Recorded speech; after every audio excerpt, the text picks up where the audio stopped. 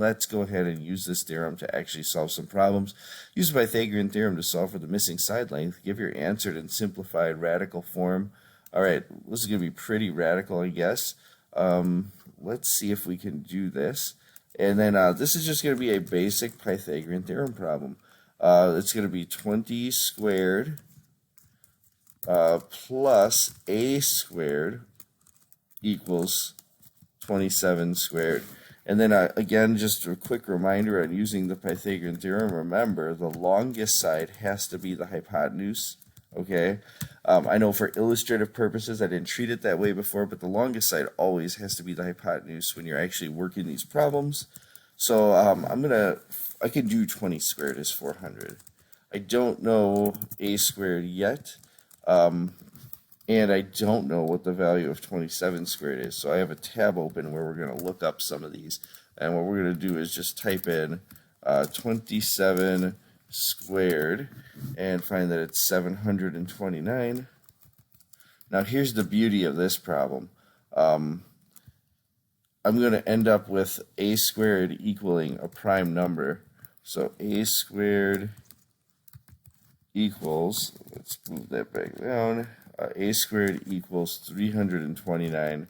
329 can't actually be broken down any further. If I tried to find factors of it, I would find that there are no factors of it. So I would try that for a little bit, then I'd be like, wait a second, I'm just dealing with a prime number here, aren't I? So we would say that a equals the square root of 329. That's the simplest radical form I can put it in because it's a prime number. Okay. So a equals the square root of 329. Let's go on to letter B. Is ABC a right triangle? Now, just by inspection, I would say, no. It doesn't look like a right triangle to me. But I need to prove whether or not it's a right triangle. And what we're going to do is we're going to take the two shorter sides and square them and set them equal to the longer side squared. And we're going to check to see whether they are in fact equal. So here's how we're going to do that. Do 8 squared plus 14 squared. I'm going to have to look up 14 squared just to be sure. I want to say it's 196, but I'm not 100% sure. I'm going to put an equals question mark because I don't know if it's actually equal. I'm checking. And then 15 squared. Okay, so 8 squared is just 64. Let's check 14 squared. So if I do 14 squared, 196. Okay, I should have just been more confident. Does that equal 15 squared, which is 225? I can tell you just by looking at it, no, it does not. Because these are two even numbers, they won't add up to an odd number. So it's going to be 260 is not equal to 225. In fact, 260 is greater than a 225. And if the sum of the squares of the two shorter sides is greater than the square of the longest side, that means that my triangle is actually an acute triangle. So when I assumed that this was an acute triangle before, that was a fair assumption because we proved it using the Pythagorean inequality theorem. Letter C. Is PQR obtuse, acute, or right? Well, my instincts sure do want to say that it's obtuse. Let's just make sure that somebody didn't just draw this poorly. And the way I'm going to do that, 7 squared plus 8 squared equals 13 squared. This one, I think I know all these values. So it's going to be 49 plus 64, okay, equals question mark. Oops, I forgot my question mark. Does it equal? Does it equal 169? Let's see. 49 plus 64 is going to be 73. 113. 113 is not equal to 169. In fact, it's less than 169. And if the sum of my two shorter legs is less than the sum of the squares of my two shorter legs is less than the square of the longer leg, then I'm dealing with an obtuse triangle. So PQR is obtuse. Up here, I didn't say it, but I could have said that it's acute. I don't think it asked. It just asked if it was right. So the answer here was actually no, it is acute. All right. And actually, I think these answers are here. So let's just check. No, it is not. And then this one is obtuse. All right, let's do STU. This one's going to have some calculations I need to do with a calculator. On this one, we have, which side is our longest side? Because SU and TU are really close. SU 25 is our longest side. So it's going to be 24 squared plus 7 squared equals 25 squared. All right, 24 squared, I do not know.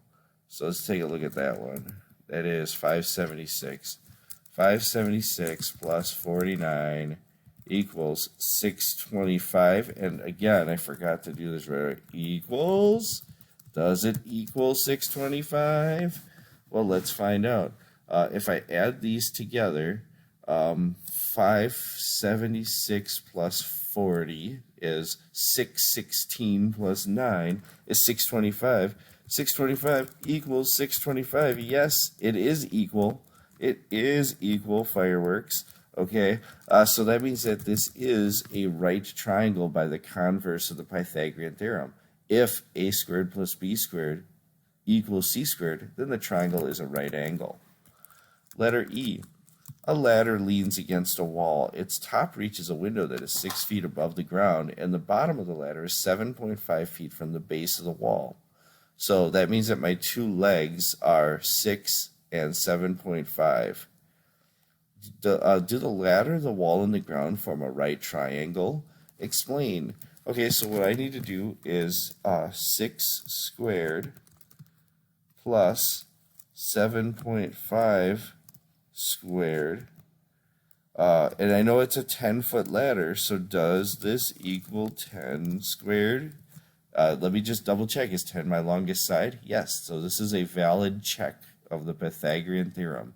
And let's see what this ends up giving me. 36. I see this is already not going to work because 7.5 squared is not going to be a perfect integer number. So this is 56.25. I have to go back here. 56.25 equals 100. Equals 100. And we obviously can see that it doesn't. In fact, it's going to be 92.25 is less than 100. And because I'm less than my hypotenuse, this actually forms an obtuse angle. So what I would say is, in my explanation, no, a squared plus b squared does not equal c squared because the sum of the squares of the two shorter legs is less than the square of the longest leg. This is an obtuse triangle.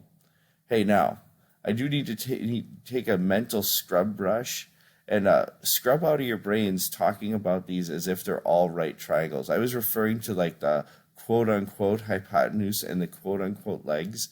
I did that just to be illustrative, but you should never really do that when you're not talking about right triangles. So just so you know, I just did that to help illuminate the problems a bit, but you should never really talk about triangles that aren't right in terms of legs and a hypotenuse, because those are terms that are restricted to right triangles.